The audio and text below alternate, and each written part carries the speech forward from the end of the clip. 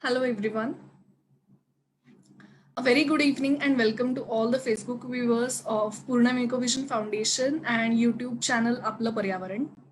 So today is the 39th webinar of the series which Team Purnam has been running successfully since 8 months now. And this is an awareness initiative of Purnam. So basically I would like to first of all introduce you all to Purnam Ecovision Foundation. Ours is a non-profit organization working in waste management and environment.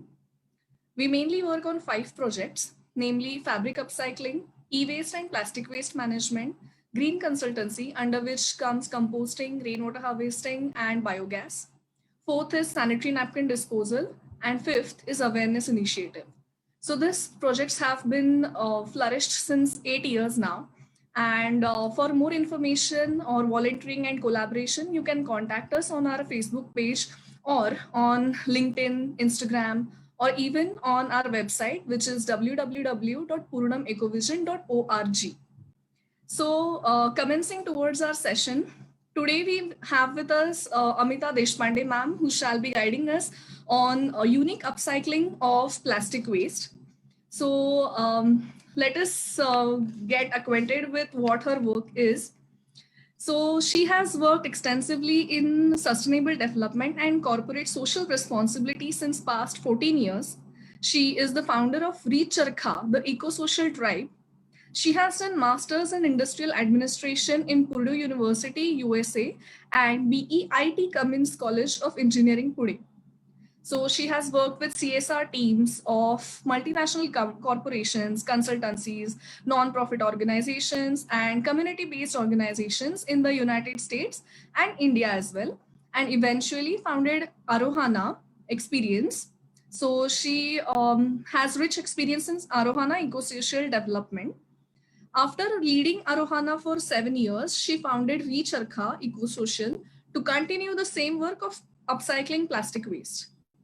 So she has been working with Recharkha and which is a social enterprise working on upcycling of non-recyclable plastic waste using a traditional weaving technique that uses charkha and handloom.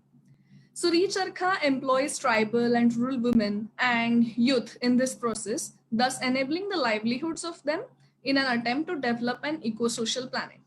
So this is as exciting as it sounds, and we shall now start the session. I would like to tell all the viewers that you can also interact with our speaker at the end of the session. So once the lecture is comes towards concluding, we shall take the questions. You can leave a comment or your views, questions, whatever, in the comment section under the live video. So first of all, welcome Amita ma'am. Hi, Tanvik, how are you? I'm doing great. How about you? I'm good. Great. So, first of all, thanks a lot for sparing your valuable time and associating with Purnam Ecovision Foundation. Not at all. Don't say that. We have a long association with Purnam, so I'm very excited to actually address your audience. Great. Okay. So, with your permission, we shall start the question answer session. Sure. So, please can you tell our viewers what Recharkha actually is? We have read something about what the business is about, but we do not know in detail. So, can you please let us know? Sure. So Recharkha is a social enterprise, like you rightly said. We upcycle plastic waste. Plastic waste in the sense, all these kind of things. So these kind of wrappers, different types. We also use these kind of glittery gift wrappers and our very thin and thick all kinds of plastic bags. Apart from that, we also weave tapes from cassettes, so the audio and video cassette tapes. We even use those. So the entire gamut, like the whole idea of recycling or upcycling this particular waste is because it doesn't get recycled easily otherwise in the regular recycling stream. So we are focusing only on that waste, and from that we make all these products. So this is one of our product here. We have a lot of other things, like we have this bag, totes, home decor products, and a lot of things, and we sell them in the open market. We are a market-driven organization. So whatever we make, whatever we sell, and generate income from that, that is what is used to run our own organization. We do not we do not depend on grants and funds for our survival.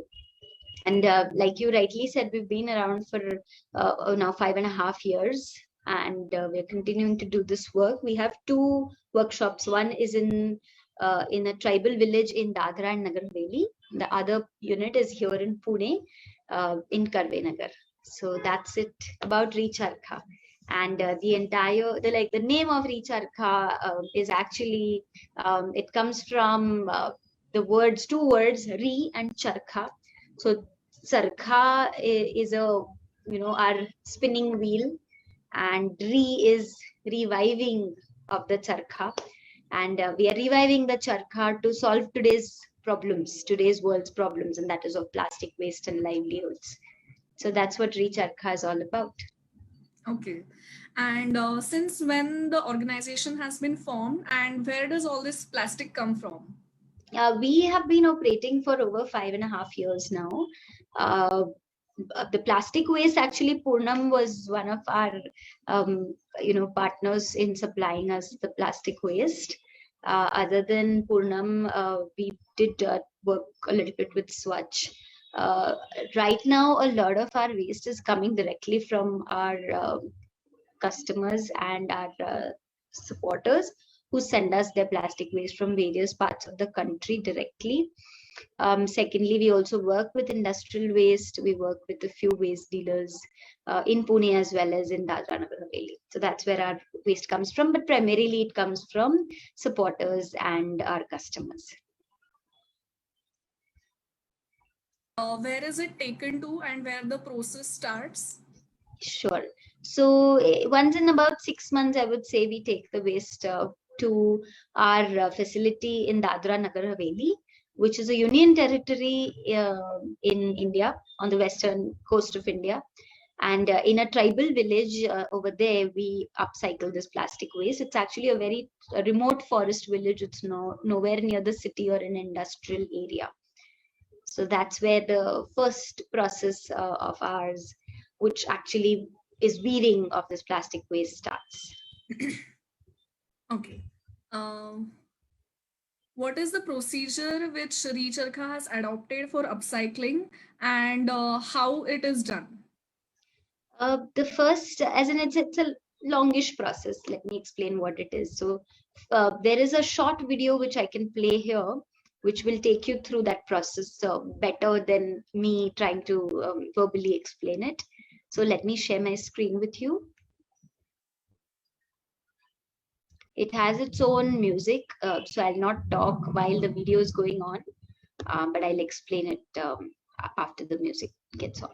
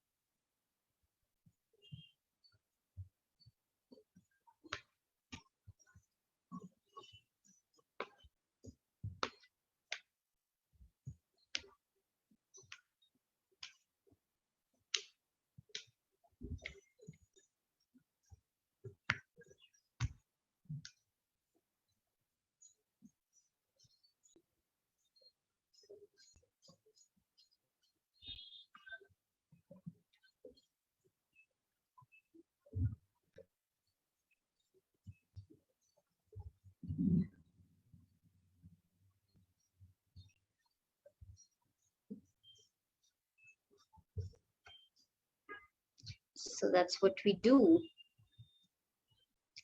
So like you saw in the video, we first collect all this plastic waste, wash and sanitize them, sort them into different colors. So these are all original colors of the waste. We don't dye them. So a green remains green, yellow remains yellow, golden remains golden.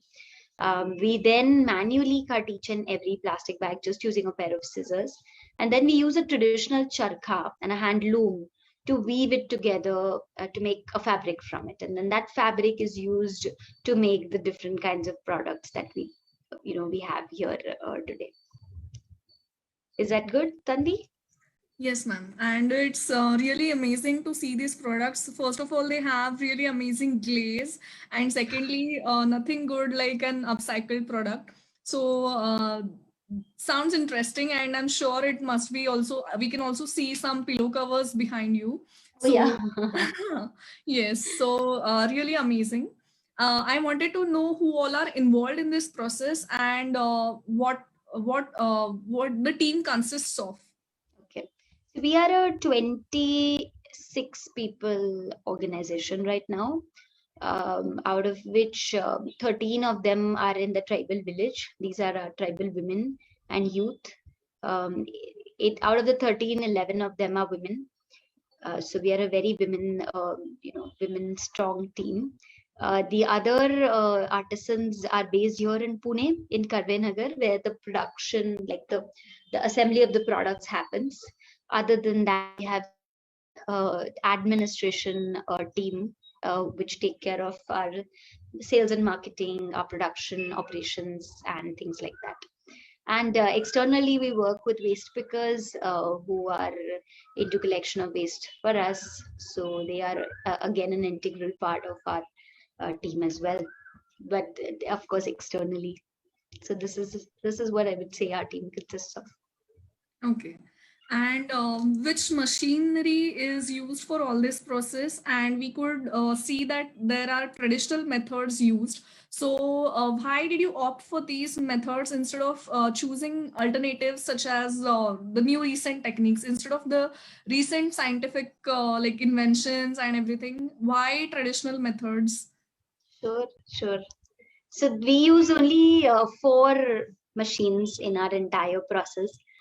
The first and foremost, actually, a machine which people don't consider it as a machine anymore because it's so common, but it's our scissors.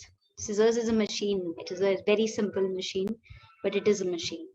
The second machine is our charkha, which is again a traditional way to spin cotton. It was used to spin cotton, wool, silk, even now, but on a very small scale.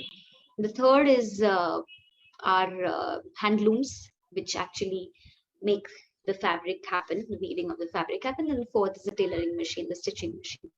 So for the first 3 methods, we are purposely using manual labor because the entire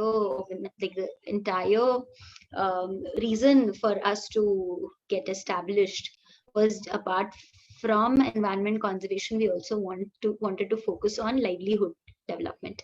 And the more manual labor, the more livelihood will be generated, is what we believe. And such a huge population of our country today is available, and there are thousands of hands and legs available. Then why would you want to go for a machine? So rather simplify the process, make it more manual, make it more using your hands, making use of the creativity of our tribal labor. So that's what we are focusing on. That's why we have kept it traditional. And another important aspect of keeping it traditional is also because it will then also make it's also a sustainable method, because the entire process does not use any heat or electricity. And that's the best part of our traditional processes. Absolutely, yes. So, talking about livelihood, I would like to know how many families or women have Recharkha supported till date. We have been associated with 26 people now who work with us. So 26 families are associated with us, I would say. Okay. And so we heard that you were doing engineering and then so all this career and then you switched it real quick. So what made you take up this project and choose it as your career? And since when were you interested in all this subject? I think my love for plastic waste, I would say, starts when I was in the school. So I studied in Silvassa, which is Dadra Nagar Haveli. I studied there, and while I was in school, I kept reading about degradable waste, non-degradable waste in the textbook. But then when you go out, you see non-degradable waste everywhere. So that's what kept coming back to me, and I kept thinking as to why are we using this when it is not degradable, and when we know it's going to last forever, we're still using it. So I kept questioning that process. I kept studying about it. I kept participating in science seminars and competitions and written essay competitions and lectures. And through the entire process, I sort of started to realize that this is what I want to do in my in the future. But I didn't know that this could be a career. So I always thought it is something that I should pursue as my hobby and do it in my free time, and I kept doing it. I went on, I did my engineering, I started working in an IT company. But that's when I realized that this could be a career, and I don't have to do it as a hobby. And I was definitely not satisfied doing it as a hobby and as a side passion weekend activity. I wanted to get into it full time. And I also am a trekker, so I do a lot of trekking around I had moved to Pune till then, so going in all the mountain forts nearby, I started to realize that there is waste getting collected there as well now. So the solution has to happen within the people, and industries are not going to make the solution happen for us. So I wanted to jump into it. So I decided to take up a master's program, because that was the best way to switch the career, as most of us know. So I did that. I went abroad, I studied for a few years, I worked for a few years, and came back to start this work. Okay, great. So, how do you blend social and environmental factors, and how Recharkha contributes in environmental conservation? Yes, so environment conservation, obviously, because we are trying to reduce plastic waste from the environment, we are trying to upcycle all this plastic waste. And not just that, we are also trying to inculcate the 4 R's, or I would say 5 R's, amongst the people who support us. So what are these 5 R's? It's refuse, reduce, reuse, repair, and then only then think about recycling and upcycling. I'm not saying that we are recycling tons and tons of waste, but what we are doing is we are trying to make people understand that how they can refuse, reduce, reuse. So whatever funds we generate from the products that we sell, what we make and sell, are used to create this awareness. Secondly, how does it get married to the social angle as well, is because we create livelihoods.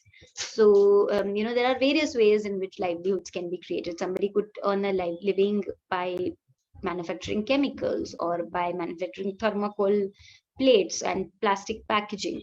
But the livelihoods that we are trying to create is actually trying to solve the waste issue or the environmental issue. And that's why I think both of them go hand in hand, and hence we are called eco-social.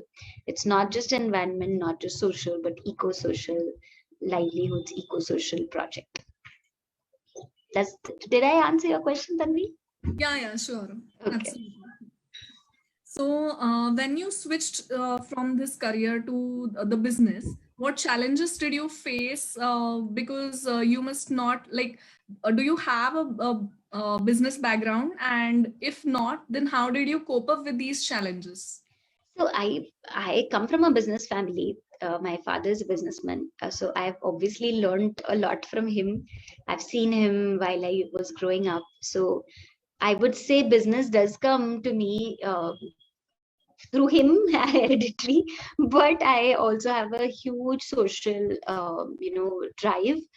So I never wanted to do just a business as business, but I always wanted to do a social business. And thankfully, when I switched and I was studying, I was still in the US. At that time, this whole concept of social enterprise had started popping up. And I was totally, coming back and starting my own social venture.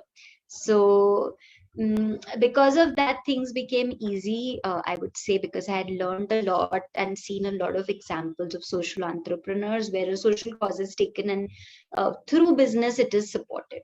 So that is important. But still, it becomes extremely difficult when you are in a line. Like right now, our final product are bags and fashion accessories, and you're competing with people who are making bags and fashion accessories using machines, right? You're competing with, I always say we compete with Louis Vuitton or with Gucci, and they make all these bags and they are selling it at such a high margin, and we can't obviously meet that, because nor can we price our products that high. We don't want to. And secondly, we can't manufacture them at such a low budget, because everything is manually done. So that's where the challenge is, that we are trying to make things handmade. We are trying to make things extremely ethically, trying to do everything. So for example, a bag like this, even the belts or the astar that we use inside, the buttons that we use, everything we are trying to do it natural. So we try to source natural belts and natural inner linings, natural materials, which is extremely difficult to source in today's world when everything is polyester. But we are still trying to keep our ethics in place. We are spending more on our raw material. So yeah, that is the biggest challenge, is trying to ensure that we keep making some profits, at least not as much as our competitors make, but at least a little bit. So that's the biggest challenge, and making people understand that this is a product that they are buying because it has a meaning to it, it has a story behind it. It's not that they are going into a shopping mall and buying a product over there. So it's a very different concept, and make it uneducating and then educating people is what is the biggest challenge also. Yes, true. So, letting people know that handmade things need time as well as money, and that is why the products cost what they cost. So, this is They are also definitely cheaper than the competitors I mentioned, right? yes, Yeah. right. So, how much time did it take for you to set up this business?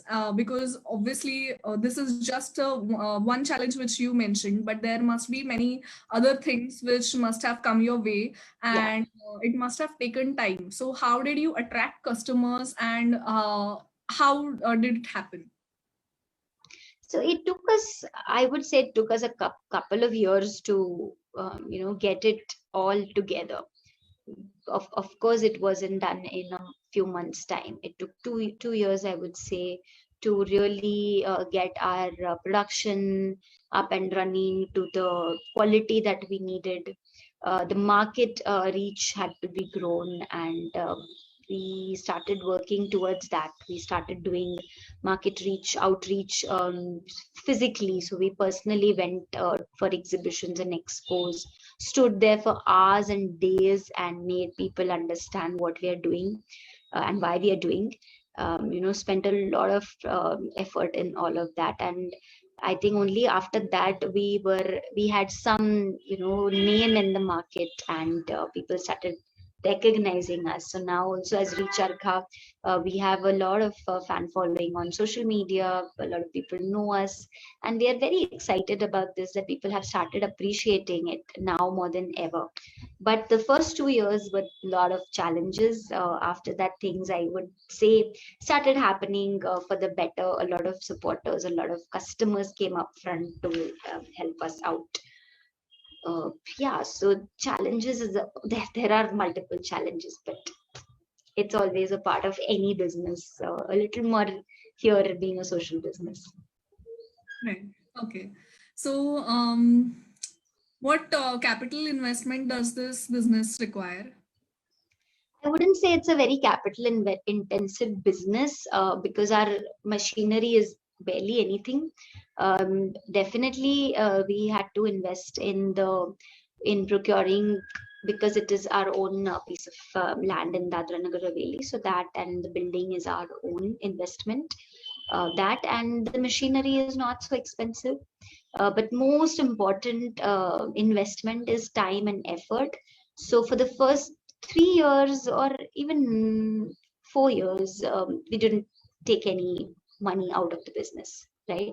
Even now, the pay scale that we work on is definitely not matching to what we would have otherwise earned if all of us, like our teammates, were in the, especially the staff. Artisans are paid very well, but staff, and including myself, we are still, we'll eventually get there. I would say, I wouldn't say that we are paying ourselves low, but that's our investment. The whole point that we are not taking the salaries that we would have otherwise taken if we were part of the corporate structure. We're not taking that, so that is the most important investment, I would say. And the effort, loads of sleepless nights and days standing outside in the sun. True. And the most important thing is when you follow your passion. So that is the most satisfying thing when you do it. Yeah. So when you like what you're doing, that is the most important thing for the body and the mind. So yes, this is already a very noble cause you're doing. So I think it is already has achieved that level, I would say. And moving to the next question, I would like to ask you that has become a very like a hot topic in the globe right now. So, but when you chose it, what were your reasons behind choosing plastic specifically, and how did you create awareness amongst people and also amongst the people who are working with you? Yeah. So, like I said, my association with plastic and my love for plastic waste has started way back, I would say in the early 90s, I think 90 or mid 90s, 95, 96 is when I started actually thinking about this, because that's when plastic had actually started becoming a menace. No matter where you went, no matter you started a journey on in a car or a train, or you're in a nice, beautiful, natural surrounding, and you started seeing plastic waste lying here and there. So I would say very early on, I had become aware of this fact that plastic is going to be a big problem for us. But only later on in life, after I had moved to Pune, and I started hiking and trekking so much and traveling much more, I started to understand that now it is a very, very big problem, and I really want to work towards it. So that time, the only work that I was trying to do was to make people understand and make them quit their plastic bag. So like this, that struggle is still going on because people are still using it even if it is banned. But that was starting with family, then with friends, and a lot of friends who know me for all these years know that I'm so consistent with this whole fact that I trash people who use plastic or who carry plastic. And the shopkeepers everywhere make know me for that reason. Many of them have changed, for good, which is great.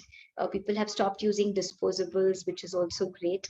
But somewhere I feel that disposable plastic is a larger problem. Of course, not plastic, but disposable use of plastic is the biggest problem. And plastic started becoming such a big menace after packaging solution. After it was starting to be used as packaging solution, especially the MLP. So earlier also, remember when we were really, when we were kids, even the Parle G wrappers, biscuits used to come in a paper packaging, which was a degradable paper. Later on, everything was switched to plastic packaging. So that's when the problem started becoming bigger and bigger and bigger. And that's why today it's become a big problem. It has become, thankfully, it has become the center of attention of multiple corporates. And that was the need of the hour, and it is happening now. So that's great. But somewhere I believe that just rather than focusing on the recycling of plastic, there should be a lot more awareness that should go in the refuse, reduce, reuse, and lifestyle change that needs to come within all of us. Because it's a second thing to go and recycle a plastic bag, but what before that? And recycling methods also create so much of pollution. Then why should we actually consume so much of packaged food or packaged materials and give out so much of plastic waste. So that is something I've been working on. I've been trying to create awareness on that. And people who are now in plastic waste, because it's really a hot career option, should also focus on creating alternatives to plastic packaging, and not just focus on recycling, but actually the first three R's of waste management. True. We totally agree with all of your points. And can you please show us 2 to 3 products of yours and which packaging material or the plastic is used in it and what are its uses? Sure. So I have a nice one of my favorite bags here. It's a basket tote.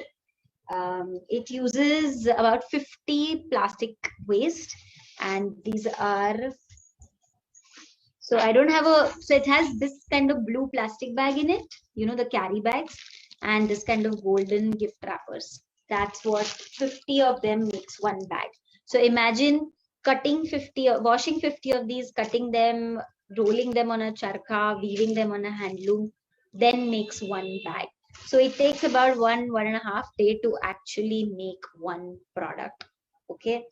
The other product, which is again a favorite and a very utility item, is a laptop sleeve. We also have laptop bags, but if you look at it closely, you'll actually see Surf Excel packets. Then this packet is actually this. A lot of our Pune people will recognize it. It's based from Agraj. This in between is actually a bread packet. Again, I had one over here with you. So this is a bread packet which is in between. So about 50, again, not 50, but 30 wrappers have gone into making one laptop sleeve. And we are so cautious about using the different kind of material that we use, is that the inner padding of the laptop sleeve, we don't go and buy new sponge and stitch it. We actually take the efforts to go get waste sponge from waste pickers and then use it here. Another interesting product, which is our latest product, is this messenger bag. Again, if you watch it closely, it has packets of Maggie in it and gift wrappers in it. So this cool little messenger bag that we have here. So yeah, you told me 3 products, right? Yes. Okay. That was really cool. And I love those colors and also the glaze. It's really attractive. Glazes, you should appreciate the packaging designers, because they are the ones who choose colors. We don't choose the colors. We just mix and match and make patterns from it. No, but even that is important. Like the mix and matching is really important. Even the combinations do matter. Yeah. So, yes. My plastic is flying here and there. Okay. So are there any new projects or any products you're working on? Products, we keep coming up with products every single day, because we have a very enthusiastic team of designers and interns who work with us. So that's always fun. We've launched our home decor products. So we have like these cushion covers, we have planters, vertical planters, a lot of things actually. We want to get into clothing, but not immediately. Let's see. The other thing that we are also planning to start is another workshop in a village near Pune, where the weaving unit where in Dadra Nagar Haveli will be replicated, and one more unit near Pune will start very soon. We are waiting for the lockdown to end so that we can begin working on it. Okay, great. And one more thing, let me just bring that here, is that we have also launched an NGO, and we are going to work more closely with people, with waste picker organizations, with organizations like yours, as well as with societies to collect plastic waste. So we are working on getting into that little vertical integration over there as well. Great. That really sounds great. Already, you have been doing an awesome job. Plus, this is a really great news to hear. And yes, so we all wish you all the best for this. And Can you please let us know what are the entrepreneurship opportunities in this field or career opportunities?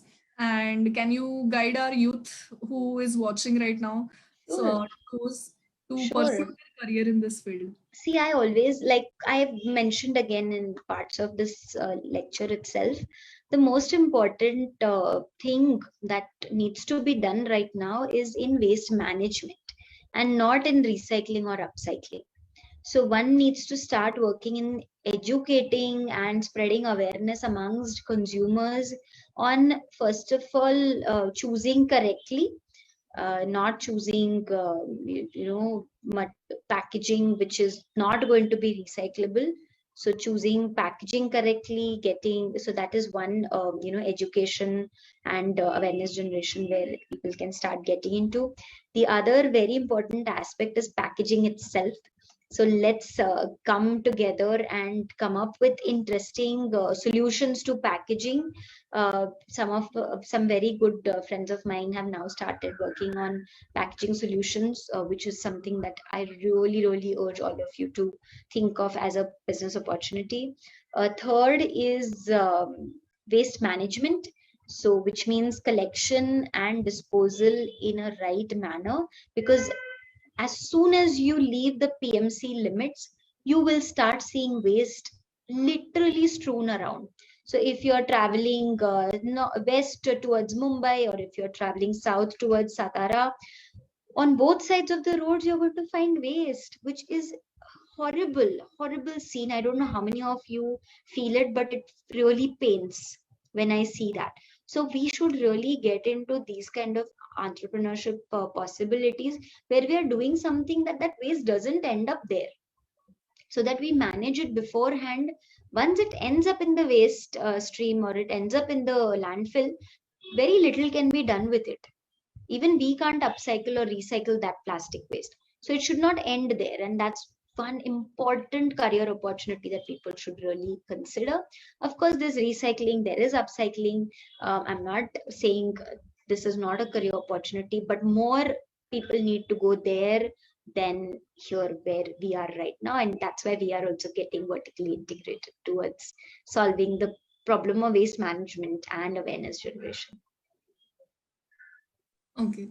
So along with plastic, which other waste do you think should be thrown light on, or Recharkha may use this waste someday Yeah, after plastic yeah.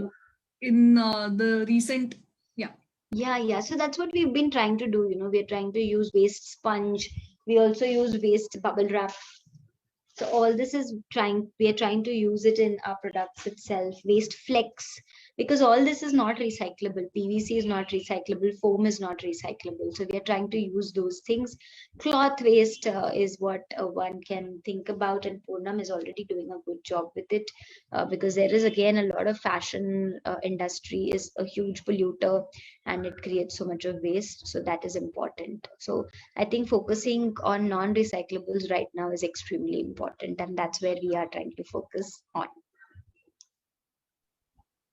Okay.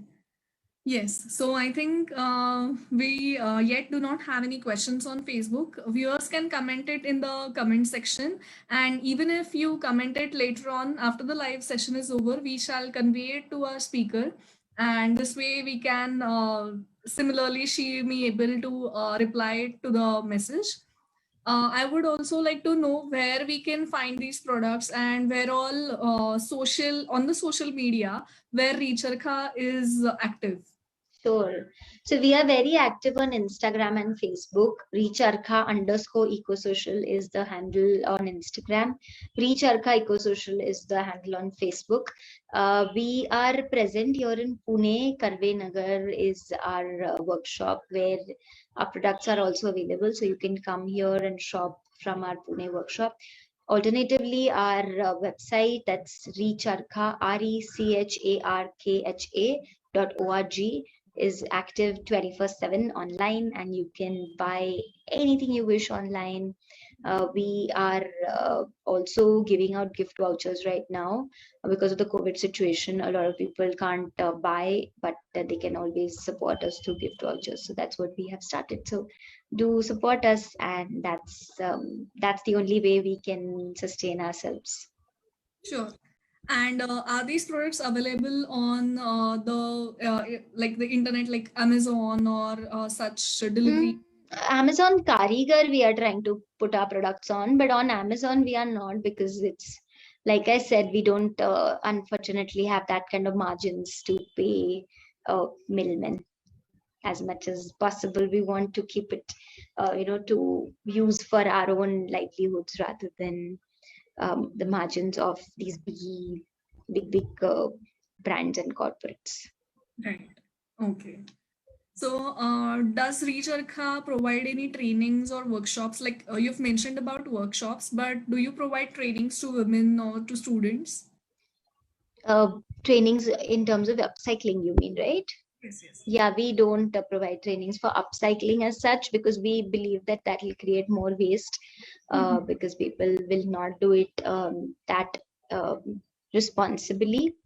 But we do offer workshops on making people aware of alternatives to different kinds of things. So for organic waste, for recyclable waste, for non-recyclable waste, for sanitary waste. So we provide workshops on that.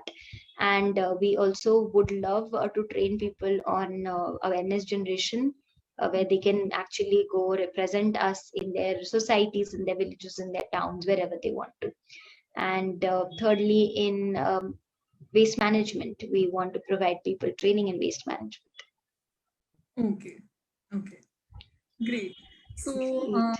thank you so much, ma'am. It was really great listening to all these answers, and this is really inspiring for the youth right now, because many people are working in environmental sciences or the plastic as a subject, but not everyone knows what to do, and you could crack it in your during your career. So that is really amazing, and Puranam wishes you all the best for the coming future and future endeavors. So, thank you so much for associating with Purnamiko Vision Foundation. Viewers can watch this video on YouTube channel also, Apla Paryavaran, and this video shall be posted on Facebook also. So share this video as much as you can, because we want to connect with more people and create awareness. So creating awareness is the main motive of even Recharkha, Puranam, and the whole series, webinar series, which we have conducted. We have many viewers, and we have received a lot of support in these sessions. So that is why we could come up till the 39th webinar. So thanks a lot for your support. And we wish that you keep supporting us, both Recharkha also and Purnam also.